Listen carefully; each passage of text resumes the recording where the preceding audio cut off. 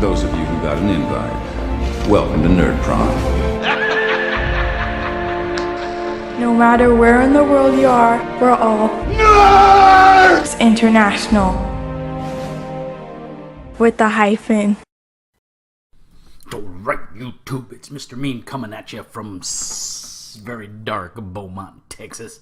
It is about 8 o'clock on a Wednesday night. Just got off work. I got a sick baby. My wife's getting over the cold. Not a flu, the cold. So that's small blessings for big favors. Tonight's RPG du jour is a weird one. We're going to go to the desktop. I'm going to see if this all works out, and we're going to fade to the desktop, and then you'll hear my voice. You're not going to see my lovely face, but I'm going to show you my desktop and show you the game because I only have the game as a PDF. The game in question is by Tony Peterson.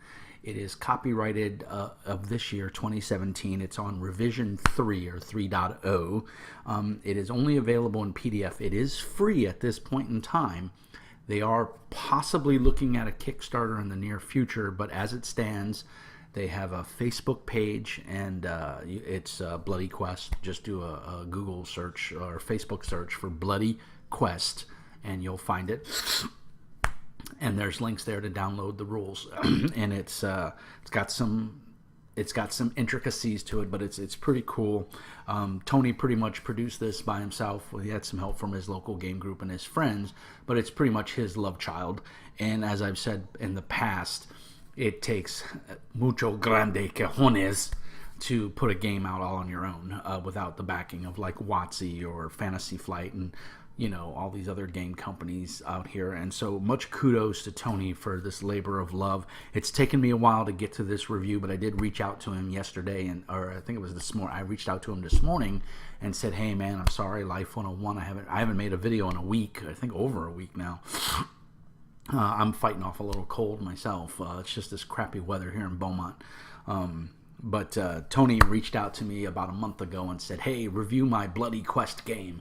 And I said, with a name like Bloody Quest, how can I not review it? And as always, it's a treat to get something like this and be able to do a review for it and hopefully bring a little bit of awareness.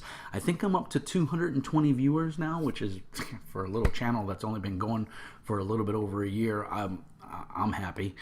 You guys rock. You guys leave positive comments. I appreciate it. Last week or a week ago, I put out a contest, and unfortunately nobody took advantage of it. I had a free copy of the game to give away, but nobody, I don't know if not a lot of people didn't see it or whatever, I don't know, but the point is to, if you watch the video, get your friend to sign up, and I was going to get your friend a free copy of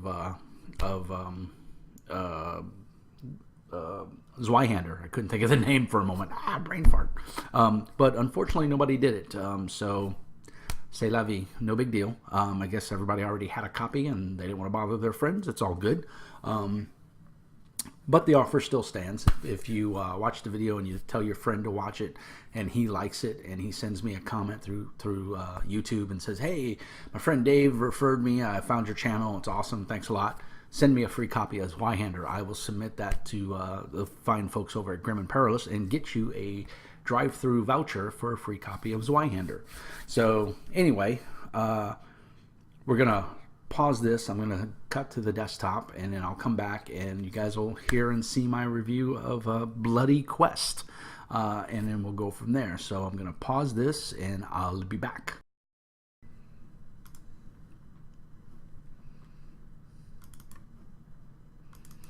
Alright, so what we're doing here is we're re-recording this. I had a big snafu, so we're going to go through this again. You won't see the snafu, but I will. This is Bloody Quest. I did an intro video for it. I just wanted to go through the book. It's going to be kind of a quick overview. I just wanted to get this review out. It is Friday night the 17th, and it's about 7 o'clock, and I'm beat, and it's going to take a while to render this and get it on out. But without further ado, here's the actual book, and it's a PDF. I talked with the owner, and he was via email, and he was telling me that right now it's going to stay free. He is looking to do a Kickstarter. He has a Facebook page, and I'll put all the notes and all the relevant links in the show notes. And you can download it off of DriveThruRPG for free, so you can't beat that. So this is the cover, and again, as I've said in a lot of my reviews, one of the things that grabs me as a gamer and a content provider is catchy art. And man, do they have it in spades here. If you want a nice, hard, high fantasy setting art with vibrant colors, this is the game for you. The production value here overall, I think, is top notch. This rivals some of the, professionally produced books that we see out there from WotC or from Catalyst Games or Fantasy Flight. It's very good. Tony Peterson and his friends did a great job on this. And again, this game is completely free. It touts itself as a skirmish miniatures game where you have a game master and you have players, and then the GM runs all the NPCs and he sets up adventures, and it goes. There's not a whole lot of skill use. It's basically you're making spot checks and basically perception checks to see if you can find the monsters, and then conflict arises, and then you fight the monsters, and you get loot and all that fun stuff. And this, I think, is a great, if you've got friends who aren't necessarily knee-deep into the role-playing part, like other miniature Warhammer Fantasy players, Shadow Spire, Malifaux, and they're looking for a little bit more narrative. This might be the piece of cake that they need to eat a slice of, because I think it's got it, and it's really professionally done. It looks very nice. The art is very clear, very concise, and very crisp, and I like that. And we've got a nice table of contents. We've got excuse me, sorry. We've got a nice introduction. Awesome female dwarf there. I like that. This art is used throughout the book, this style of art. I don't know if they made it themselves or if it's some sort of clip art that they purchased, but everything it follows this same design. The layout of the book, the page numbering, everything is very well done. This is one of the races that you can play in the game, and I mean, it's phenomenal. Everything's off of a D6. You need yourself a tape measure. A laser pointer probably wouldn't hurt, but it's not needed. Back in the day, before we had access to laser pointers, I'm a grognard. Back when we used to play Warhammer Fantasy, we used string. That's right. We would put a piece of string from point A to point B and see if we had line of sight. That's how hardcore we were. So again, the basics of the game, measuring. Tape measure is important to remember. The golden rule: anyone can pre-measure. So just like Malifaux, you can pre-measure in this game, which I think is great because not everybody has an eye for measurement. And this really helps out when you're planning your tactics. You've got a list of skills here. It's pretty self-explanatory. I'm not going to go knee-deep through the book. I wanted to show off some of the art and the layout and the format of the book, which I think is really top-notch. They've really given us a nice feel for the art and the layout of the book. It's very consistent. I don't know who the artist. Well, we know who the artists are. They're listed in the book, but I don't know what their medium was. I'm assuming it's all computer generated art. That's what it looks like to me. But it's really well done. So this is basically the core book. This is what you need to start playing. You set a difficulty number. You roll D6s. You get bonus D6s, and you get modifiers to your D6. A 1 is a failure. A 6 is a success. So you got it there. So again, if you're trying to break your friends into playing D&D or other tabletop role-playing games, and they're miniature gamers, this is probably going to be an easier process because, first of all, you don't have all those funky dice. And I've been doing this long enough to know that I can tell you right now, when you set someone new down and you give them a set of polyhedral dice, the look of confusion on their face is almost priceless. And this alleviates that because all it is D6s. And most miniature war gamers are used to D6s because all the big games use D6s. So again, phenomenal art, layout really well. The light gray areas are examples. Spotters, stealth, proximity. I mean, all your basic combat information is in here. Creature types. I mean, the base rules. This is what you need. Your war bands, the size. because you've got large creatures, medium creatures, small creatures, how to figure out initiative, the phases. It walks you through everything. And then even I think at the end of this book, there's a nice little summary, if I remember correctly, of what happens, and that's very helpful. That art is just amazing right there. I mean, the colors just pop. The fawn. This is a fawn. It's one of the playable races. They're basically treemen. And I mean, just that's neat. Just really well done all the way around. Just cool. So that's pretty much, and we got all of our critical, vital, and light wounds. That's your damage. You have boxes, and basically when they get ticked off, you go to the next level. So it's pretty simple. It's not terribly difficult.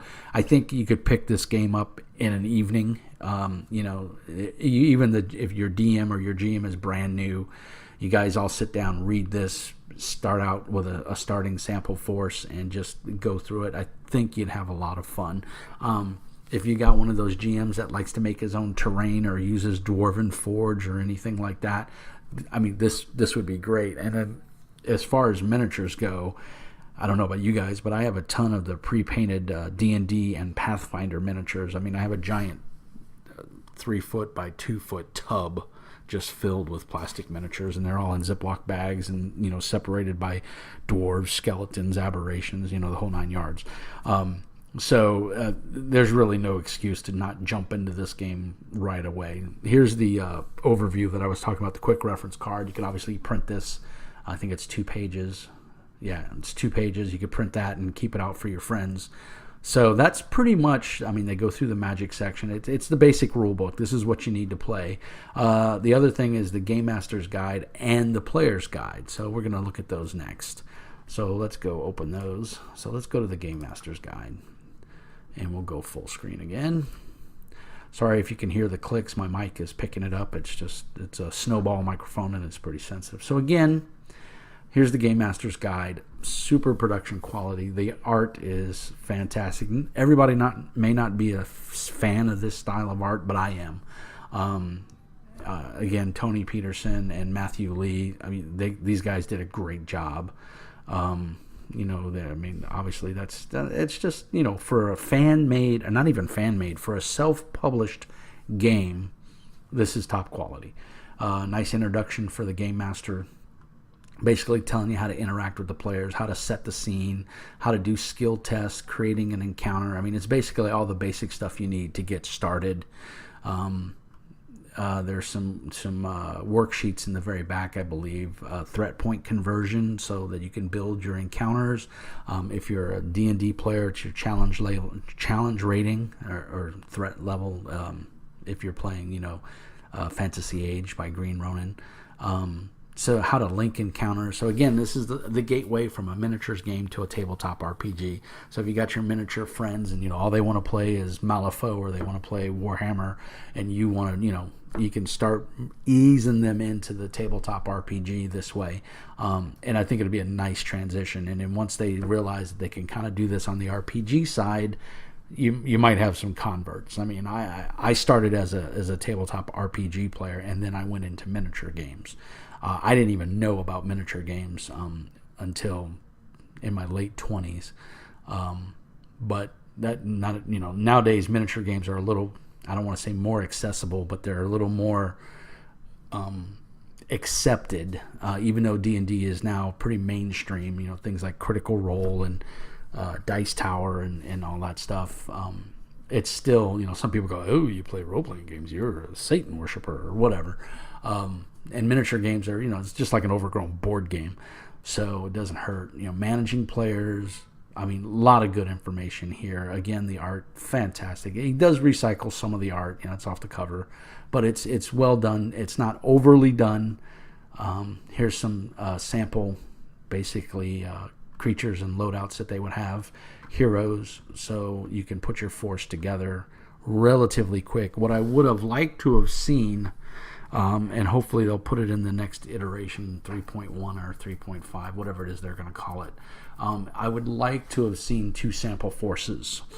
the forces for the GM, and then the player characters. That would have been nice to see, just so you can literally open the book up and start playing. Read the basic combat rules, read how to do skill tests, and throw a force down and start playing.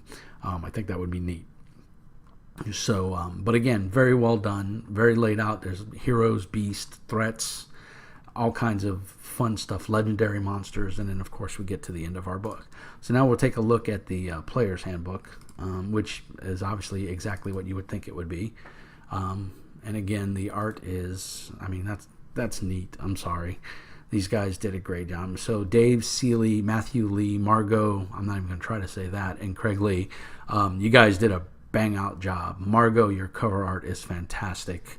If WotC or somebody, Fantasy Flight doesn't pick you up to do covers, they're stupid. And you can say Mr. Mean told them so. And I know some of the guys at FASA and at WotC, so yeah, you can smack them around. Savage Worlds off Pinnacle Entertainment, Shane Hensley and those guys. Evil Beagle Games by Sean Patrick Fannin. Usually always on the lookout for artists and stuff, so definitely send your portfolio over to them, because I think you guys have got some cool art. So again, great table of contents. This is the player's thing. And there's an introduction. Very cool, Barbarian. Understanding what's on the character sheet, and how to make your character loadouts, how to create a character. Because it's basically, this is your, it's like your D&D character, but it's a skirmish, miniatures battle character. So it's not going to have all the same stats and everything, or a ton of stats like an RPG character would have, but you got your different races, your exploration skills, all the things you need to do, what you need to know as a player. It's all in here. So, and again, free, lots of cool art. So I believe there might even be some, is there handouts at the back? I think there's just a character sheet at the back. Combat skills, experience, lots of good stuff. Magic weapons, so you can find stuff. And the GM sets the scene, and will dole out that stuff as needed. All your magic spells. Everything's in here. I'm trying to get to. Oops, I didn't mean to close it. There we go. Let's get to the very last. Yeah, so there's Divine Magic is basically what's in there. I was hoping there was like some pre-done characters, but I don't believe there is. I didn't see any in my first run through of this. So, and we've got our standard templates. Nothing amazing here. Standard templates. You could probably even use your GW or Malifaux templates, or whatever other miniature game du jour that you have. Warhammer 40K. Here's a character sheet. I thought the character sheet was well done. That's one of the first things you kind of judge a game by, is their character sheet, and this is it's very reminiscent of Dungeon World to me. I don't know why. Maybe it's just the way they use the black and white in the silhouettes, the way that it's laid out. But we have one for each one of the races, a male and a female, and then this is how you would make your character. So you'd record all your statistical data there for your tune, and then you go from there. The other cool thing is he does supply you with a bestiary. These are cards that you can print out and put into a sleeve, and I've got them blown up. I think actual size, yeah, they're a little bit smaller than, they're about the size of Magic cards. So if you got some Magic card sleeves running around in maybe some old collectible card game, you could print these out. I don't believe he gives you a backing for them, if I remember correctly, which I would like to see the Bloody Quest backing on there. That would be nice, the logo. But here's the hit boxes and everything. So I guess those would go on the back of the crit. Well, yeah, they kind of put them on the back. So there you go. You'd have your front and your back. You got all your hit boxes and everything. Your critical wound, vital wounds, light wounds, and everything. So very well. Just well put together. And ability cards. These are what the players have, and then there's a summary action card, move action, utility action, and a standard action, which is what the players can do. And then it's broken down by class. So you got your X-Arch, your fighter, your mage, and I believe and the ranger, and the rogue. So yeah, that's it. So 4 character classes, and these are their abilities. And so it's nice to be able to print those out and have those handy. So that's pretty much a walkthrough of everything for Bloody Quest of what you need. It's pretty solid. I mean, you can't go wrong with that. So we're going to fade back to the regular video, and I'll give my closing thoughts. So hang tight. All right, so that's my initial thoughts of Bloody Quest. Hopefully it looks like everything recorded. There's a little goof up there. My Discord launched accidentally. I apologize for that. Still getting this whole, working everything out. I just got the software that allows me to record my desktop. It was relatively cheap. It was like $25. And it's Gadwin. We use it at work to print screen for a lot of our medical stuff that we do. And I saw that they made a screen recorder, and I had a free trial, and you can only use it once. I used it, and then it crapped out on me. So I didn't want to keep that going. So I bought a license. It was worth it to me. So you'll see some more PDF if everything works out, and I can import it into my video pad editing software here that I'm using, and I'm still learning it. I think this thing has a feature to do a green screen. I'd like to put something behind me so I could have some cool backgrounds like a couple other YouTubers do. I think that would be neat, and I've got a decent camera. So that's plans for the future. But what did you guys think of Bloody Quest? I hope I gave you enough of an overview that you want to go to their Facebook page and download it. Or I think it's actually on Drive-Thru RPG as well as a freebie. Check it out, man. I think it's pretty cool. If you're a big fan of Warhammer Fantasy Battle or skirmish level fantasy games, this might be a good one to get into. I mean, especially if you've got a bunch of miniatures laying around already, then it's no big deal. You've already got the miniatures. Why not pick up a free set of rules and play with them and use those miniatures if you're unhappy with Games Workshop or whatever, or if you're just unhappy with D&D battles or whatever, or you just want a good miniatures game. I think this is going to fit the bill for a lot of people. It may not be as granular as some people like. It may be a little too simple for a lot of people, but I think it's got enough oomph in it to make it very playable. And I would like to see it played. I'd like to see somebody give it a whirl. So if you're in the Beaumont area and you want to give it a try, let me know, man. I'll come down and I'll play. I think I'm going to actually try to print a copy of the books off and spiral bound them just so I can have a copy in case that happens and someone says, hey, let's play Bloody Quest, because I would totally give it a try. I think it takes, like I said, a lot of chutzpah to put out your own game, to put yourself out there, because there's a lot of people that would say, oh, that game sucks, or the art blows or whatever. But in this case, I don't think a lot of people are going to be able to say that. The art may not be to your liking, but it's still well done, and it's concise and it's clear. You definitely know what you're looking at. The art maintains a solid theme throughout the book. The layout of the book, I think, is really well done. I would like to see that combat sequence made as a separate card. Now, of course, it's a PDF, so there's nothing that says you can't just print that page and laminate it, but it would be nice to include it as a separate page. Some people may not have the ability to or know how to do that with PDF, so that would be kind of cool to see. But the character sheets I thought were tripping, man. They were pretty cool. I got kudos to you guys, Tony and everybody, for making a very concise and nice looking character sheet. I gotta say, it's very classy. It definitely gave me a feel for the game, and I liked it. Overall, my opinion is this is a cool game, and I hope it gains some traction. I hope everybody likes it. Leave some comments, go to their Facebook page, give them a thumbs up, and let them know you want to see a Kickstarter for it, man. And maybe they can work out something with like I can't think, Reaper. I think this is a game that Reaper could get behind, and really, because Reaper has warlords, but they're not doing anything with warlords. As a matter of fact, I was just reading it the other day. This is the revised second edition of Warlords. Phenomenal miniatures game. I think Bloody Quest is up there with it, and may even be slightly better, just because of its presentation quality. I think it's a lot better. It's definitely well done and looks professional, and I give straight up kudos to Tony and his crew for a well done book. Edited very well. I didn't see a ton of typos. I don't think I saw any typos, as a matter of fact. I've been reading it over the span of a month now, here and there as time permits, and it's very well done.